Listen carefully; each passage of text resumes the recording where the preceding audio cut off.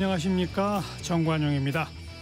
대통령 선거 이제 9일 앞으로 다가왔습니다. 29일 사전투표를 앞두고 각 당 대선 주자들은 오늘도 바쁜 발걸음을 옮기고 있어요. 오늘 오전 당사에서 기자간담회를 가진 이재명 더불어민주당 후보는 오후에는 충남 당진, 아산, 천안을 찾아 유세를 벌이고요.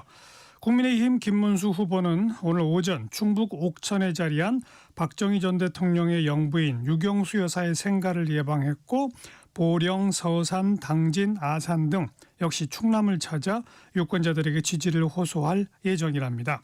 이준석 개혁신당 후보는 서울 종묘 또 석촌호수 등에서 유세를 벌이고 젊은 세대들을 공략할 예정인데요. 대선 관련된 자세한 이야기 오늘 2부 정치토크 직진본능 직설하고 시간에 이야기 나누겠습니다. 정관용의 시사본부 5월 25일 일요일 순서 시작합니다.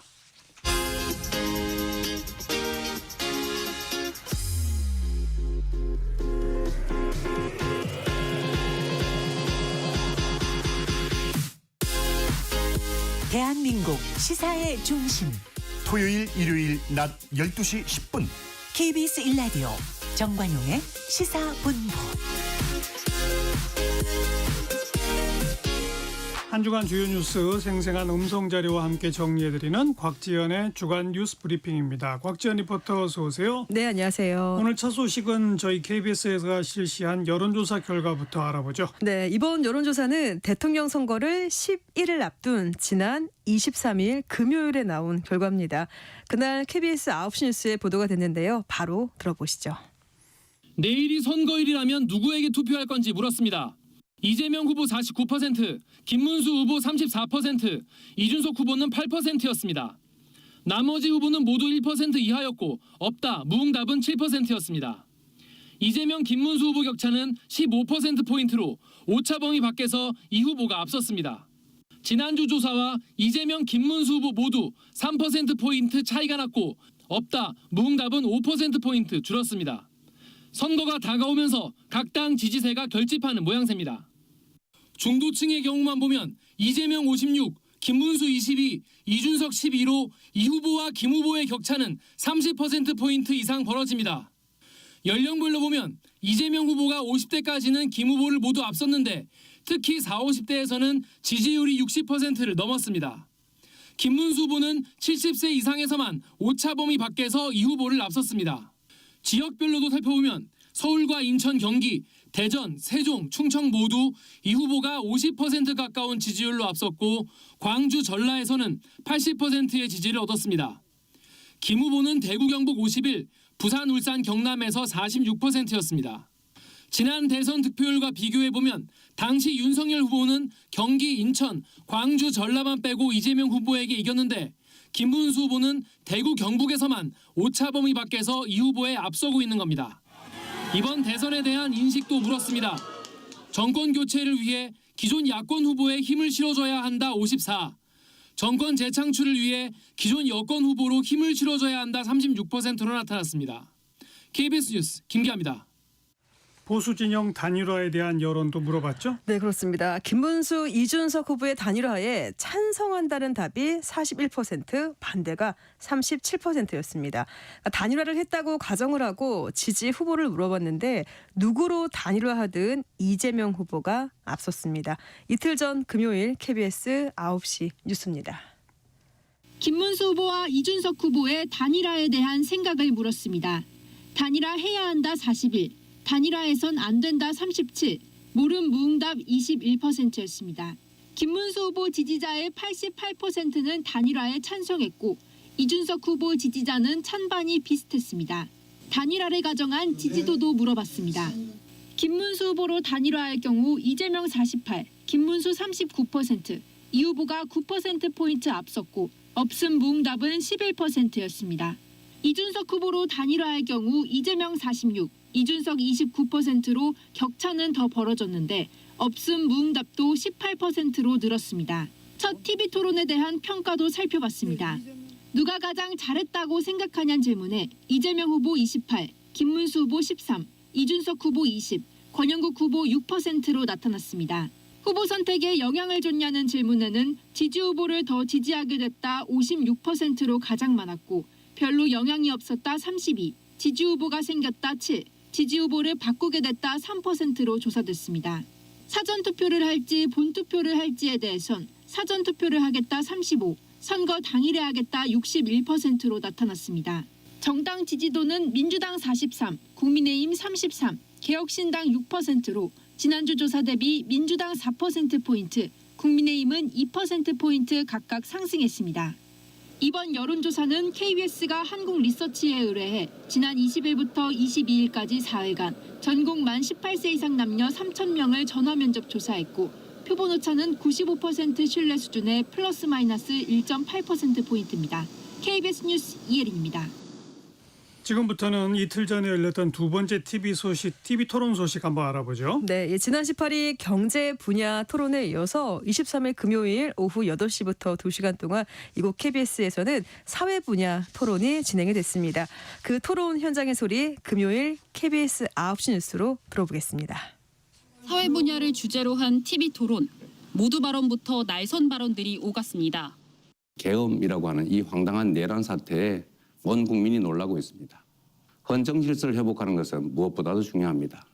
이재명 후보도 이제부터 진짜라고 하는데 그러면 그전에는 전부 가짜 대한민국이었습니까?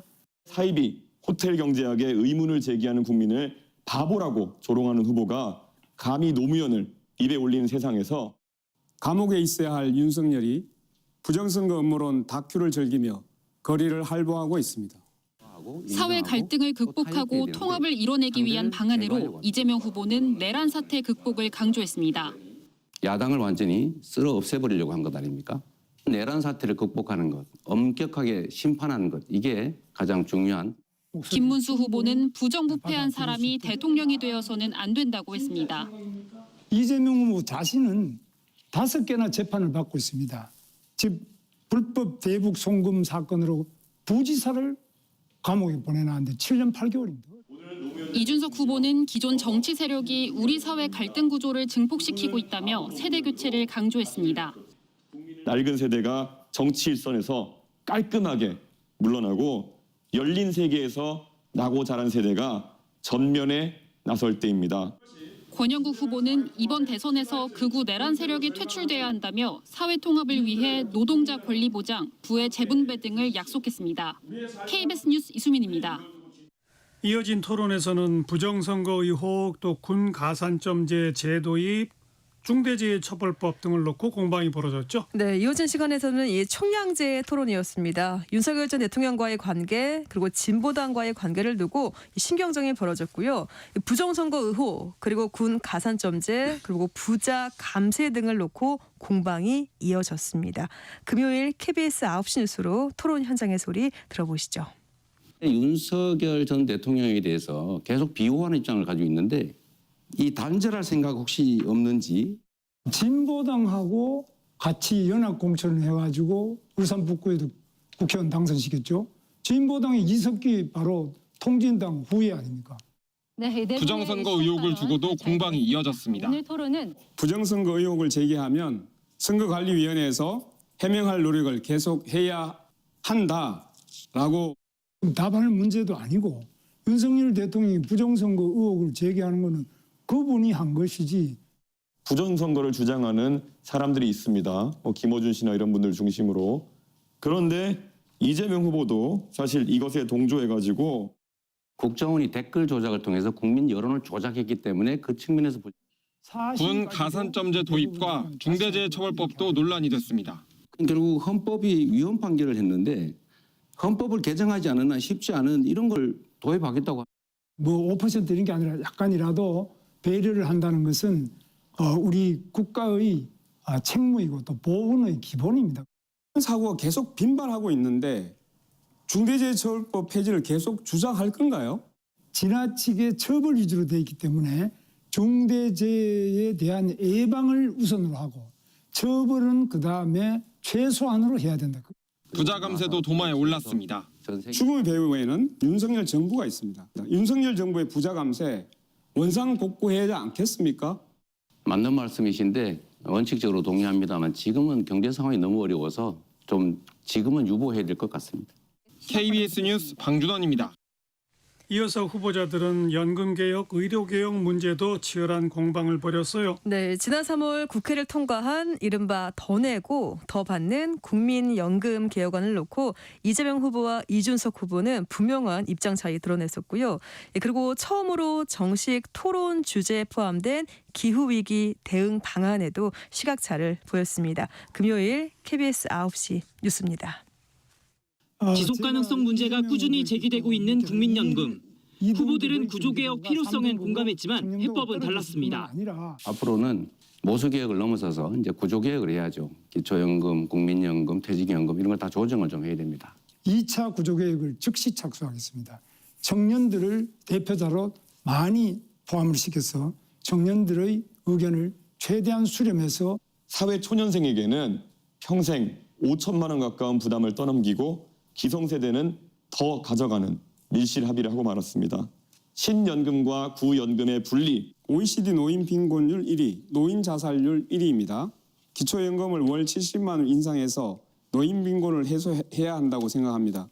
의료개혁 문제를 두고 이재명 후보와 권영국 후보는 공공의료 강화를 제안했고 공공병원, 공공의대, 지역의사제 원칙을 정하고 예비타당성 면제, 공익자금 지원 등 인센티브를 부여해서 훌륭한 계획인 것 같습니다. 저희도 적극적으로 수용하겠습니다.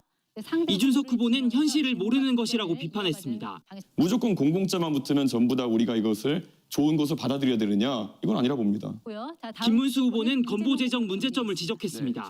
중국 동포라든지 이런 분들에서도 좀 과도하게 느슨하게 허용된 부분도 있습니다. 그래서 이런 부분을 하나하나 점검을 해서 낭비적인 부분을 줄여나가는데 안 하면 안 되겠죠. 김 후보는 또 이재명 후보의 헬기 이송 논란을 지적하며 설전을 벌였습니다. 본인이 그렇게 자랑하고 이게 자신의 최대 치적이라고 하는 성남의료원도 안 가고 또 서울대 병원 가요. 또 의료진이 그러면 서울대로 후송하는 게 낫겠다라고 판단해서 그렇게 했다고 합니다. 기후위기 대응 방안에 대해 이재명 후보는 재생에너지로의 전환을 강조했고 김문수 후보는 재생에너지와 원전의 조화가 필요하다고 밝혔습니다. 이준석 후보는 과학과 상식에 기반한 기후 정책이 필요하다고 했고 권영국 후보는 공공이 주도하는 재생에너지, 핵발전소 폐지를 약속했습니다. KBS 뉴스 박영민입니다. 이렇게 이제 두 차례 TV 토론이 끝났고 이틀 후인 27일 화요일에 마지막 세 번째 정치 분야 TV 토론이 예정돼 있죠. 네. 그리고 어제 저희 정관용의 시사본부 이 시간에 개혁신당 이준석 후보가 출연했죠. 네, 국민의힘의 단일화 요구에 대해서 이준석 후보에게 여러 차례 질문했는데요. 단일화 거부에는 정말 쐐기를 박았습니다. 어제 이 시간에 방송된 이준석 후보의 발언 끝으로 들어보시죠. 단일화 질문을 제일 먼저 안 할 수가 없는데 예. 단일화 합니까? 안 합니다. 예. 100%? 예, 100%안 합니다. 100%. 예. 만약에 단일화하면 정계 은퇴하실 거예요? 그런 거는 제가 동탄 주민에 대한 예의가 아니기 때문에 말 안 하고 있습니다. 예. 안 그래도 물어보신 분이 있었는데요. 이게 무슨 게임하는 것도 아니고 그렇게 말할 바는 아니고 그렇지 않더라도 저에 대해서 많은 실망하시겠죠. 국민들이 만약 그런 일이 발생하면. 그렇기 때문에 저는 지금 전혀 의중도 없고 저희는 일체의 그런 어떤 연락을 차단하고 있습니다. 그런데 그러면 전혀 벌어지지 않을 일이 단일화인데 예. 그거 하면 정계 은퇴하겠습니다 소리를 왜 못해요? 뭐 동탄 주민에 대한 예의가 아니죠. 정계 은퇴는 국회의원직 사퇴를 포함한 거니까요. 왜 예의가 아닙니까? 벌어지지 않을 일인데. 뭐 벌어지지 않는 확답은 드립니다. 제가. 벌어지지 않는다라는 확답은 준다. 예. 쐐기를 받겠다. 예. 그러나 예의상 정계 은퇴까지는 말을 안 한다. 뭘 걸고 이렇게 이야기하는 것 자체가 그렇게 좋은 모양새가 아닙니다. 또 그런 게 막 뉴스에 대서득필되고 할 테니까요. 지금 동탄 주민들이 저에게 지난번에 총선 뽑아주면서 동탄을 위해서 꼭 일해달라 이런 거였는데 어떤 정치적인 일 때문에 그렇게 오르내리는 게 저는 싫습니다. 마지막으로 다시 한번 단일화는 진짜 없습니까? 단일화는 없습니다. 100%? 없습니다. 100%? 거처도 옮기겠습니다. 집에 안 들어가요? 집으로 쫓아올 것 같아가지고 거처도 옮기겠습니다. 이제. 예. 그동안 집으로 막 왔습니까? 집으로 온 건 예전에 몇 번 이제 다른 일로 온 적은 있었는데 보통 이제 국민의힘의 상상력의 한계가 보통 이러면 집으로 찾아가야지 뭐 이럴 테니까요. 그렇죠. 예. 한밤중 새벽에 집 앞에서 기다리고 있는 모습을 TV 화면에 보여주려고 하겠죠. 그렇죠. 그래서 저는 아마 뭐 의원회관에서 자든지 아니면 다른 선택을 좀 하겠습니다. 집에도 안 들어가겠다. 예. 전화도 끊어놨고. 예. 그리고 단일화는 100% 없다. 예. 100%? 예. 본인 입으로 100%라고 한번 해보시죠. 100% 없습니다. 알겠습니다. 네, 주간 뉴스 브리핑이었습니다. 곽지연 리포터 수고하셨어요. 고맙습니다. 정관용의 시사본부 듣고 계십니다. 12시 25분 지났네요. 기상청 교통정보센터 차례로 연결합니다. 기상청의 최영우 씨. 네, 날씨 정보 전해드립니다. 전국 대부분 하늘이 맑아졌습니다. 어제보다 기온도 오르겠습니다. 오늘 중부 내륙과 산지 경북 북부는 가끔 구름이 많아지고 경기 동부나 강원 내륙 산지 충북과 경북 북부로 오후 한때 5에서 20mm의 소나기가 지나겠습니다. 오늘 낮 기온은 어제보다 역시 오르면서 2, 3도가량 높을 전망인데요. 서울이 23도, 강릉, 부산 21, 세종 24, 대전, 광주, 대구 25도 등으로 대부분 심한 더위는 없겠습니다. 다가오는 한 주간 낮 기온은 점차 오르겠습니다. 전국적으로 더욱 더워질 전망인데요. 화요일과 수요일 서울이 27, 8도까지 오르겠고요. 목요일과 금요일은 29도로 기온이 유지될 전망입니다. 당분간 내륙 중심으로 일교차는 크게 벌어질 것으로 예상됩니다. 내일도 오후에 전북 북동부에는 한때 소나기가 약간 지나겠고요. 이것만 제외하면 한 주간 뚜렷한 비 소식 없이 맑은 하늘 속이 점점 더 더워지겠습니다. 오늘 오전 정도는 경기 남부와 충남이 나쁨 예보가 나와 있고요. 지금 서울 기온은 21.3도입니다. 날씨 정보 전해드렸습니다. 계속해서 이 시각 교통 상황은 KBS 교통정보센터의 정현정 씨가 알려드립니다. 네, 먼저 서울 시내 상황인데요. 북부간선도로 구리 쪽입니다. 하월곡에서 월릉 분기점까지는 1차로가 고장난 차로 막혀있는 상태고요. 경부고속도로 서울 쪽으로 양재 부근에서 반포까지 정체입니다. 경인고속도로 서울 방향 신월에서 정체가 시작됐고요. 서해안고속도로 서울 방면은 조남 분기점에 소형 화물차 사고 있어서 주의가 필요하겠습니다. 더 가서 일직 분기점에서 금천까지 막히고요.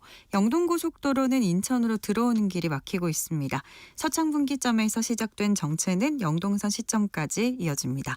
제2경인고속도로는 인천 방향으로 남동 부근에서 정체입니다. KBS 교통정보센터였습니다.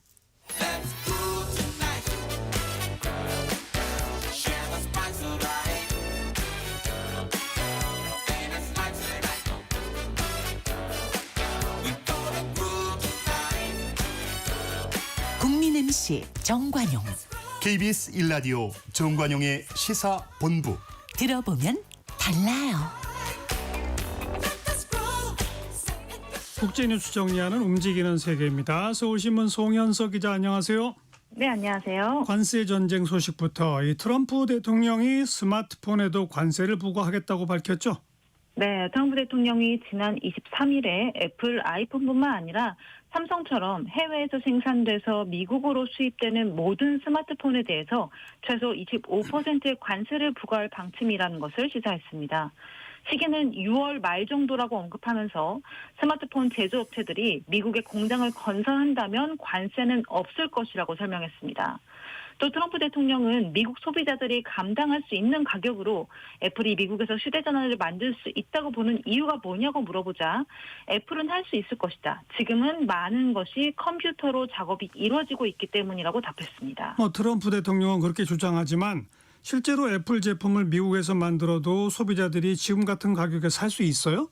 그렇지 않을 것으로 보입니다. 그렇죠. 현지에서는 애플이 미국에서 아이폰을 생산하면 가격이 현재보다 3배는 오를 것이라는 예측까지 나오고 있거든요. 허허. 미국 에드부시 증권 책임자인 댄 아이브스는 이미 트럼프의 주장이 허구에 가깝다고 비난한 적이 있습니다. 예컨대 애플이 설사 전체 공급망의 단 10%만이라도 미국으로 이전을 하려고 한다면 우리 돈으로 41조 원이 넘는 돈과 3년의 시간이 소요가 될 수 있습니다. 그리고 이 돈을 들여서 이전한다 할지라도 공장의 복잡한 이 생태계를 미국에 다시 만들어내는 데에는 훨씬 더 큰 돈과 시간이 들기 때문에 지금 미국에서 $1,000에 팔리는 아이폰 가격이 $3,000, 우리 돈으로 약 410만 원까지 오를 수 있다는 지적이 나오는 겁니다. 네. 그리고 트럼프 대통령은 유럽연합에게도 또 으름장을 놨죠. 관세 바로 부과하겠다 이렇게. 맞습니다. 한 달 넘게 진전이 없는 유럽연합과의 관세 협상에 불만을 표출하면서 경고 카드를 꺼내 들었습니다. 트럼프 대통령은 지난 23일에 자신의 SNS에 유럽연합과의 관세 관련 협상이 아무 진전이 없다. 그래서 오는 6월 1일부터 유럽연합에 곧장 50%의 관세를 부과할 걸 제안한다고 적었습니다. 이 트럼프 대통령이 SNS에 게시물을 올리고 난 이후에 이 100억 원 집무실에서 기자들의 관련 질의에는 유럽연합이 통상 관계에서 미국을 악용했다고 주장하기도 했고요.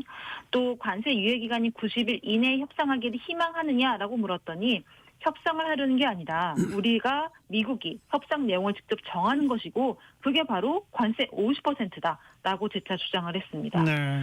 유럽연합은 자동차를 비롯한 모든 공산품에 대한 상호 무관세 그리고 민감도가 좀 덜한 농산물 품목에 대한 미국산 수입 확대를 제한한 상황인데 트럼프 쪽에서는 당연히 여기에 만족하지 않고 있으면서 이 양쪽이 계속 이 평행선을 달리고 있는 상황입니다. 만약에 트럼프의 경고대로 당장 일주일 후부터 관세가 부과가 된다면 이 중국에 부과되는 30%보다 더 높은 관세가 유럽연합에 부과가 되는 거기 때문에 유럽연합의 당혹감은 훨씬 더 커질 것으로 보입니다. 뭐 이처럼 세계 각국에서 관세 전쟁 벌어지고 있는데 조금 다른 분위기로 협상이 이어지는 나라도 있다고요? 어디입니까? 네, 베트남입니다. 베트남은 최근에 트럼프 개인 사업체가 베트남에 대형 골프장을 짓는 걸 허가했는데요. 이게 관세 협상의 전략으로 분석이 되고 있습니다. 네. 쩌농아 베트남 부총리가 지난주에 트럼프 대통령의 가족 기업인 트럼프 오거니제이션과 또 베트남 부동산 개발사인 킴박시티 컨소시엄이 추진하는 부동산 개발 사업을 전격 승인했습니다. 북부 하노이 인근의 흥옌성 대형 부지에 골프장 3곳과 대형 상업 주거단지 또 공원을 조성하는 사업이고요. 투자액이 우리 돈으로 2조 1,000억 원에 달하는 굉장히 큰 규모의 사업입니다. 이 사업은 트럼프 오거니제이션이 동아시아에서 추진하는 프로젝트 중에 가장 큰 사업에 속하기도 합니다. 올해 착공해서 2029년에 완공이 목표인데 이번 승인 결정은 미국이 지난달 베트남산 제품에 최대 46%의 상호 관세를 부과하겠다고 통보한 상황에서 나왔기 때문에 베트남이 미국과의 통상 협상을 좀 유리하게 끌고 가기 위한 계획이 아니냐는 해석이 나옵니다. 베트남 46%면 한국보다 굉장히 높은 상호 관세율인데 실제로 베트남이 미국을 상대로 그 무역 흑자를 계속 많이 봐왔죠?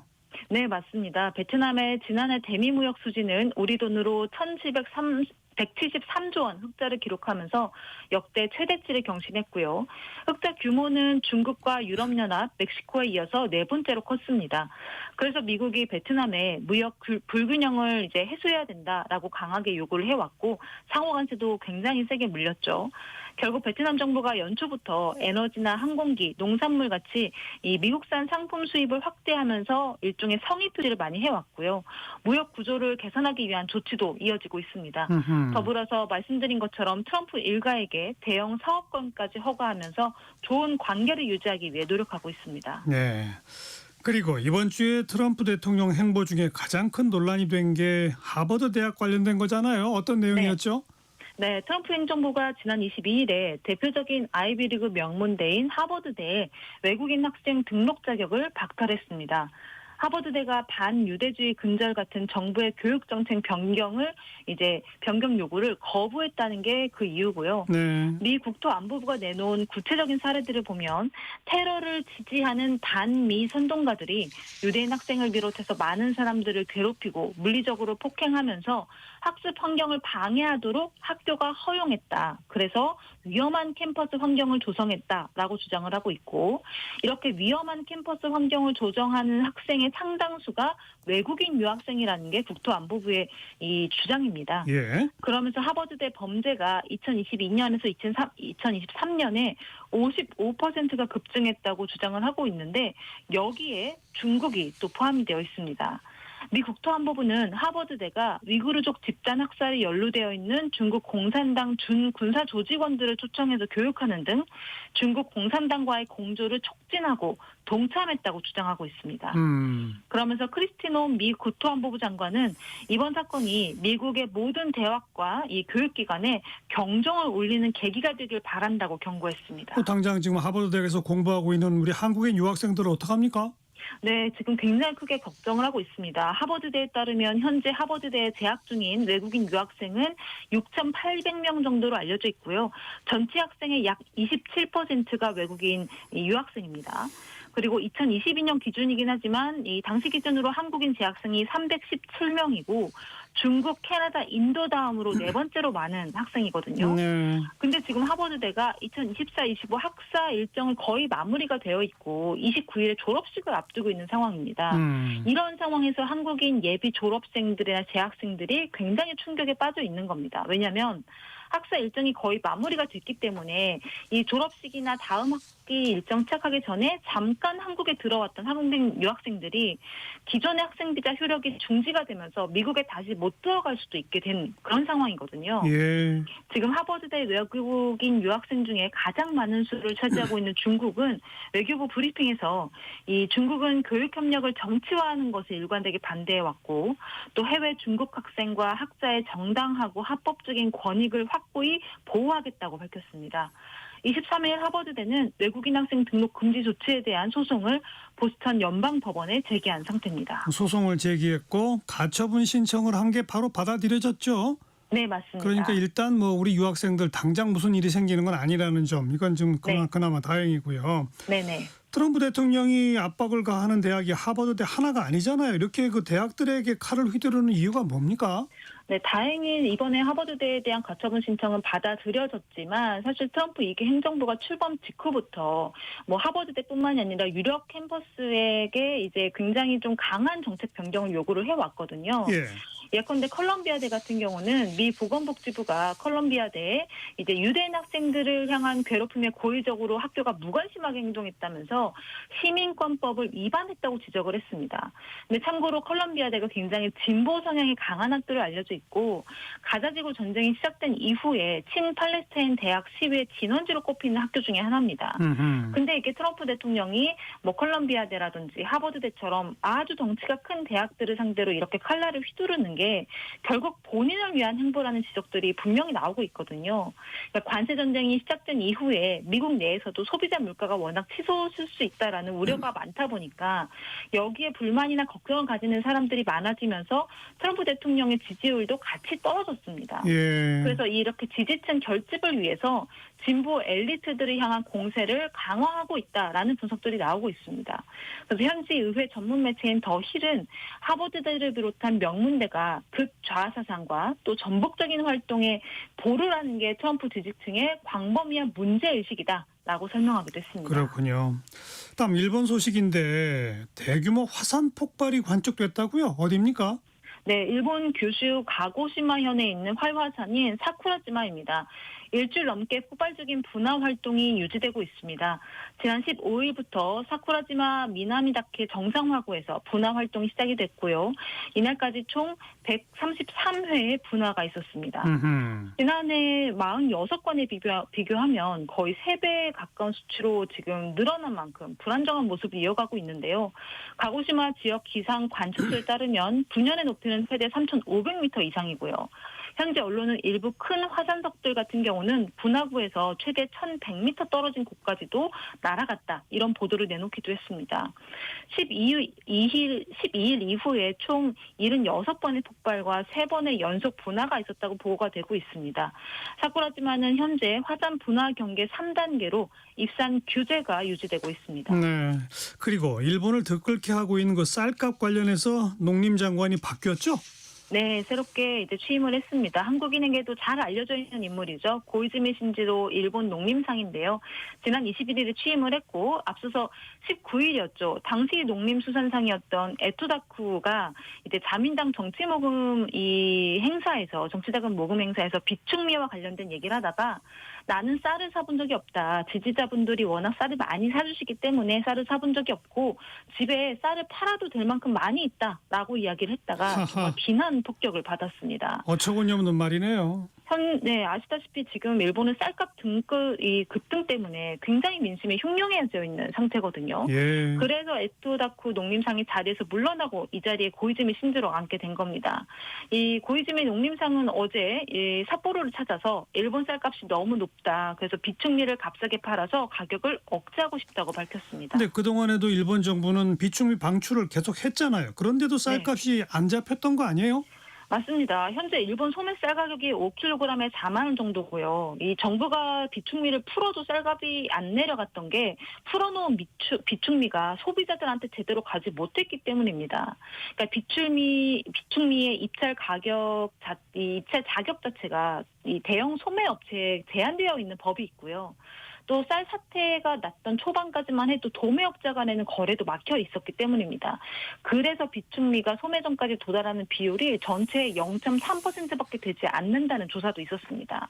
현재 고이즈 미 농림상은 비축미 약 30만 톤을 방출할 계획을 세우고 있는데 참고로 일본이 한 달간 소비하는 이 쌀 소비량이 약 60만 톤이거든요. 예. 그러니까 한 달 소비량의 절반 정도밖에 되지 않는 비축미인 겁니다. 이게 시장에 나온다고 해도 단기간에 가격을 안정시키기는 어려울 것으로 보입니다. 네, 우리나라 쌀 일본에 수출한다던데 그걸 늘려야 되겠네요. 네, 맞습니다. 여기까지 할까요? 서울신문 송현석 기자 고맙습니다. 감사합니다.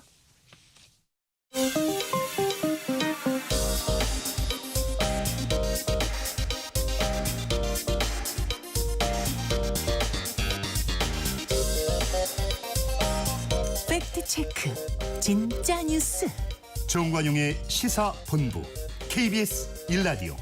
들어보면 압니다. 남북의 창입니다. 통일연구원의 조한범 석좌연구위원 안녕하세요. 예, 안녕하세요. 자, 지난 21일 김정은 위원장이 참석한 가운데 5,000톤급 구축함 진수식을 하려고 했는데 함정이 부서지고 쓰러졌다면서요? 어떻게 된 일이에요? 예, 일단은 북한이 5,000톤급 그 전투함, 구축함을 설계할 능력이 없거든요. 예. 이 구축함은 일반 상선과 다르기 때문에 5,000톤급 정도를 설계하고 만들 수 있는 나라는 손꼽을 정도밖에 안 됩니다. 그런 상황에서 이제 5,000톤급을 이미 최연함을 진수시켰고 두 번째 구축함으로 동영함으로 보여지고요. 예. 이걸 진수시켰기 때문에 좀 놀랐죠. 그런데 이제 이 함정을 이제 선박을 진수시킬 때는 이제 보통 드라이독이라고 그래서 큰 네모난 이제 그 상자형 이제 깊이 파인 이 지하로 만들어 놓고 여기서 건조한 다음에 이 드라이독에다 물을 이제 채워서 진수하는 방식을 쓰거든요. 물론 이제 뭐 이외에도 뭐 롤러로 밀어넣는 방 여러 가지가 있는데 이제 드라이독 방식은 돈이 많이 듭니다. 예. 이 시설 유지에. 그렇기 때문에 또 다른 방식 중에 하나가 가장 전통적인 게 이제 바다면에 접해서 선박을 건조하고 그냥 옆으로 밀어 넣는 겁니다. 퐁당 빠뜨리는 겁니다. 그렇죠, 그렇죠. 그게 좀 무식한 방법 같긴 하지만 선진국에서도 미국도 씁니다. 그렇게. 예, 예. 그런데 이번에 그렇게 했는데 이 선미 쪽이 먼저 미끄러져서 빠지고 그러니까 이게 동시에 떨어져야 되거든요. 그러니까 선수는 이제 이 조선소에 걸려 있고 나머지 한 4분의 3 정도는 이제 물에 처박히는 이제 그런 사고가 난 거죠. 네, 네. 이게 왜 그렇게 된 거예요? 근데 뭐 진수식 날짜 맞추려다가 너무 무리한 겁니까? 아니면 뭡니까? 물론 이제 뭐 지금 위장막으로 덮어놨고 내부는 모르니까요. 이제 추정만 하는데 근데 이제 모두에 말씀드렸지만 북한이 저 정도 선박을 자체 건조할 능력이 없거든요. 네. 능력이. 그러니까 지금 이제 동영함 지난번에 진수했던 최연함으로 봤을 땐 이 전문가들이 봤을 때는 선박이 좀 이상합니다. 예를 들면 이제 이 레이더 위치도 일반적인 경우와 다르게 이제 이 다른 위치에 가 있고 그다음에 함교 위에 가 있거든요. 보통 이제 위상별 레이더 이지삼 같은 경우는 이제 통합 마스트라고 그래서 맨 꼭대기에도 있긴 하지만 예. 보통 저 정도는 이제 함교와 이 선체 사이 중간에 위치하거든요. 그런데 이제 그 무거운 게 함교 위에 올라가 있고 그다음에 이제 이 구축함 같은 경우는 잠수함에 취약하기 때문에 대잠 헬기를 꼭 싣고 다니거든요. 네, 네. 근데 이번에 보면 대잠 헬기가 있어야 될 데크에 거기에 이제 미사일을 넣었거든요. 그러면 원래 처음부터 만약에 미사일을 함 이 부분에 이 VLS 수직 발사기를 끼워 놓을 거면은 저렇게 이 헬기 데크처럼 높이 키울 필요가 없거든요. 예. 그러니까 남의 설계도를 가져와서 아마 러시아가 좀 의심되는데요. 그걸 개조해서 개량을 하면서 이 재설계 능력이 없으니까 함이 좀 기형적으로 만들어졌고 그러다 보니까 일반적인 어떤 측면 진수 이 차원에서 문제가 발생을 한 게 아닌가. 그러니까 단순한 실수가 아니고 구조적인 문제일 가능성이 높다는 알겠습니다. 게 이제 전문가들 판단입니다. 근데 아주 이례적으로 진수 실패 사실을 노동신문을 통해서 다 알렸는데 이게 좀 이례적인 거 아니에요? 이례적인데요.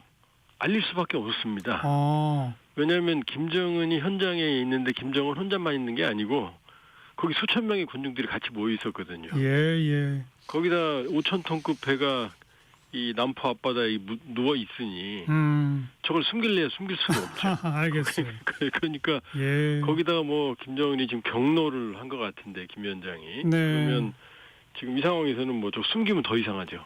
경로했고 용납할 수 없는 범죄다라고 표현했고 또 뭐 몇 사람 구속도 시켰다면서요? 어떤 처벌이 예상됩니까? 예, 일단 뭐 조선소 소장이 제일 먼저 소환이 됐고 그다음에 이제 관계자 조선소 내지는 진수 과정의 관계자들이 이제 구속이 됐어요. 예. 북한이 구속했다는 표현 잘 안 쓰거든요. 그렇게 보면은 뭐 상당히 높은 물론 이제 북한의 조선 기술자나 이런 사람들이 뭐 그렇게 풍부한 게 아니니까 뭐 전문가들 이런 쪽은 뭐 손을 안 대겠지만 관리나 이런 경우는 뭐 도저히 있을 수도 없고 있어서도 안 되는 거라고 본인 입으로 말했고 북한은 김정은이 한 번 말하면 모든 매체가 그걸 받아 쓰거든요. 그렇죠. 그렇게 하면은 뭐 상당히 가혹한 처벌이 가능할 것 같고 또 하나는 저렇게 하다 보면 무리하다 보면 이제 비리가 없을 수가 없거든요. 그렇죠. 그럼 조사하다 보면 이제 비리도 나올 거고 그러면은 뭐 사실 자칫 생명이 위태로울 수도 있죠. 네. 바로 그 다음 날 22일 순항 미사일을 여러 발 발사했는데 이거는 뭘까요? 지금 뭐 그 김정은 본인이 이 국가적인 존의와 이 자존심에 큰 상처를 입혔다고 그랬거든요. 네. 그러니까 지금 본인은 뭐 지금 웃고 떠들면서 뭐 조기 경보 통제기, 뭐 공대공 미사일 이것도 다 사실 북한 능력이 안 되는 것들이거든요. 그런 걸 이제 김정은은 보면은 여러 가지 행사를 통해서 본인의 권위를 이제 강화하고 그러는데 이 전 세계 웃음거리가 됐거든요. 거기다 그 엎어진 그러니까 이 구축함 사진이 다 전 세계 공개가 됐거든요. 그렇죠. 그러니까 갑자기 이제 자존심, 이제 본인들의 존재감 이걸 위해서는 이제 이 존재감을 보여주기 위한 행동을 한 것 같고. 근데 시선 돌리기용도 그렇죠. 있고. 근데 또 내부엔 또 안 알렸어요. 그 외부에만. 그러니까 대여용이었다 이렇게 볼 수 있겠죠. 알겠습니다. 트럼프 미국 대통령이 취임 전부터 뭐 주한미군 감축, 철수 거론해 온 바가 있는데 미국 행정부가 주한미군 4,500여 명 한국에서 철수하는 방안을 검토하고 있다. 이런 보도가 나왔습니다. 어떻게 보세요? 일단 본인들이 지금 해외 미군이 한 20만 명이 좀 못 되거든요. 네. 전성기는 한 40만 됐습니다. 우리도 한 7만 있었고. 그런데 지금 일본에 한 5만 2천 있고 독일이 한 3만 8천. 우리가 세 번째예요. 2만 8,500. 그러니까 새 미군 전체를 재조정하겠다고 이미 국방부가 선언했으니까 그 작업은 이루어지고 있습니다. 그러니까 주한미군 뭐 감축 이런 문제는 불가피하다. 미군은 아니라고 그러지만 전체를 재조정하기 때문에 우리도 그 영향에서 자유로울 수는 없죠. 그런데 그 미국 행정부는 중국을 견제하기 위해서 괌과 같은 인도 태평양 지역 쪽으로 재배치를 검토하고 있다 그랬는데 중국 견제를 하려면 오히려 한반도에 있어야 되는 거 아니에요? 네, 그렇게 말했어요. 브런슨 주한미군 사령관도 며칠 전에 주한미군은 전에는 그런 말하면 좀 미안해했는데 요즘 미안해하지도 않고 주한미군은 북한 때문에 있는 게 아니다. 북한도 있지만 중국 견제가 중요하고 그런 점에서 대한민국은 불침 항모와 같다. 맞아요. 그럼 왜냐하면 지금 28,500명 주한미군이 여기 있으면 중국은 북중 접경지대 쪽에 몇 개 군단을 배치해야 됩니다. 왜냐하면 유사시 막아야 되니까. 그럼 강한 억지력을 유지하고 있는 거거든요. 그러니까 지금 뺀다고 하더라도 괌이다 그러거든요. 괌이면 이제 한반도 전구거든요.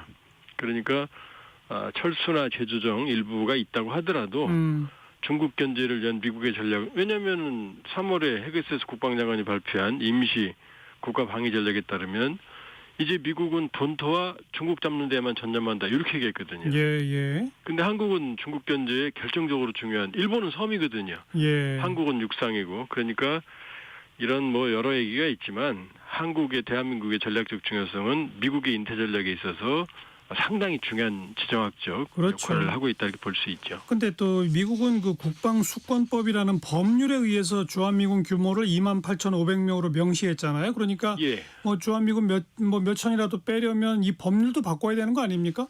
예, 의회가 조정을 해놨거든요. 네. 그러니까 마음대로 트럼프 대통령이 마음대로 못하죠. 그러니까요. 그러나 이제 꼼수를 부르면 아주 불가능한 건 아니고요. 그렇기 때문에 이제 우려는 되지만 근데 또 이렇게 보면 되거든요. 이미 말씀드렸지만 주한미군은 중국 억제에 아주 중요한 역할을 하고 있고요. 만일에 주한미군 나 집에 간다라고 철수한다 그러면 그때는 뭐 자체 핵무장하면 되는 거거든요. 그 명분이 되거든요. 왜냐하면 미국의 확정 억제를 하기 때문에 핵을 가진 북한에도 불구하고 핵 가지지 말았는데 자기들이 집에 간다 그러면은 우리는 합법적으로 핵무장하면 되는 거거든요. 예. 그러니까 국민들이 너무 우려하시는데 그럴 필요는 없다. 한국은 중요하고 미국에게 그리고 우리가 정말로 우리 버리고 간다 그러면 핵무장하면 되는 거거든요. 수가 없는 거거든요. 예. 너무 걱정할 일은 아닙니다. 자, 마지막으로 북한이 우리나라 대통령 선거에 대해서는 전혀 언급을 안 한다는데 이게 뭐 김정은 위원장이 표방하는 이른바 두 국가론 때문인 건가요? 그렇게 봐야죠. 그렇죠? 전에는 뭐 선거 때마다 뭐 개입하고 뭐 떠들고 그랬는데 지금 현재까지 오늘까지 단 한 차례도 보도를 안 했거든요. 예. 그렇게 보면 이제 뭐 헤어질 결심을 완전히 한 것 같고 그렇기 때문에 신정부가 누가 되든지 간에 당분간은 뭐 남북 관계는 이대로 간다고 봐야죠. 네. 3호 상당히 좀 그 장기적인 그 대응을 세울 수밖에 없는 상황이에요. 예, 단기적으로는 쉽지 않습니다. 단단히 각오를 해야 되겠습니다. 알겠습니다. 수고하셨어요. 예, 고맙습니다. 통일연구원의 조한번 석좌연구위원이었습니다. 자, 문희옥의 평행선 들으시고요. 1시 2부에 다시 옵니다.